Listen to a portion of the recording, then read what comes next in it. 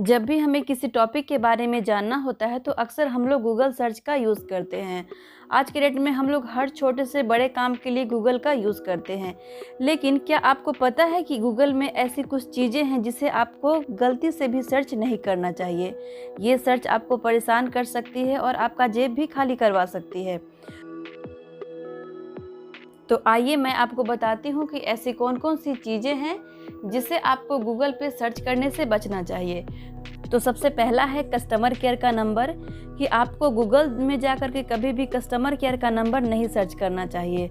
अधिकतर लोग किसी भी सर्विस के लिए कस्टमर केयर का नंबर गूगल पर ढूंढते हैं, जैसे कि पहले मैं भी ये किया करती थी। लेकिन जो साइबर क्रिमिनल होते हैं वो लोगों के इसी आदत का फ़ायदा उठाते हैं और नकली कंपनी बना करके आपसे आपका जो पर्सनल इन्फॉर्मेशन है उसको कलेक्ट कर लेते हैं। इसलिए कभी भी अगर आपको कस्टमर केयर का नंबर जानना है तो आप उस कंपनी के ऑथेंटिक वेबसाइट पर जाएं और वहां से आप कस्टमर केयर का नंबर लें और फिर उसे यूज़ करें। लेकिन आपको गूगल सर्च में जा कर के ये चीज़ नहीं करना चाहिए। ऐप्स या सॉफ्टवेयर, वैसे तो हम सभी लोग आमतौर पर ऐप्स और सॉफ्टवेयर का यूज़ करते हैं, क्योंकि आजकल हर चीज़ ऐप के माध्यम से करना काफ़ी आसान हो गया है। लेकिन इस चीज़ का फ़ायदा उठाते हुए साइबर क्रिमिनल मिलते जुलते ऐप और सॉफ्टवेयर गूगल सर्च में डाल देते हैं और जैसे ही आप इसे डाउनलोड करते हैं तो आपके फ़ोन और कंप्यूटर से जो इम्पोर्टेंट डेटा है वो चुरा ली जाती है और साथ ही आपके फ़ोन में वायरस का भी खतरा बढ़ जाता है।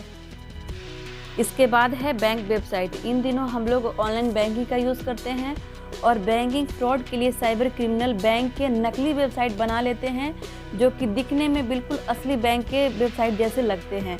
और इन साइटों के मदद से जो साइबर क्रिमिनल होते हैं आपके बैंकिंग डिटेल्स को चुरा सकते हैं और इससे वो आपका बैंक खाता भी नील कर सकते हैं। इसी को लेकर के आरबीआई समेत देश के जितने भी बड़े बड़े बैंक हैं वो अपने कस्टमर को ऐसे फ्रॉड से सावधान करते रहते हैं। इसके बाद बात करते हैं सरकारी स्कीम को लेकर के, कि इन दिनों सरकारी स्कीम के जरिए लाखों लोगों से धोखाधड़ी के मामले बढ़ रहे हैं और यही वजह है कि गूगल सर्च में किसी भी सरकारी स्कीम के बारे में सर्च नहीं करना चाहिए। इससे अच्छा है कि अगर आपको कोई स्कीम के बारे में जानना है तो आप गवर्नमेंट के उस साइट पर जाएं और वहां से उस स्कीम के बारे में जानकारी ले सकते हैं।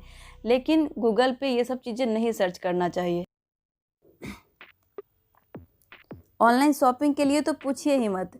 इन दिनों ऑनलाइन शॉपिंग के दौरान कई कूपन कोड के जरिए डिस्काउंट दिए जाते हैं और कई बार मुफ्त में कूपन कोड ढूंढने के लिए गूगल सर्च का भी यूज़ कर लेते हैं।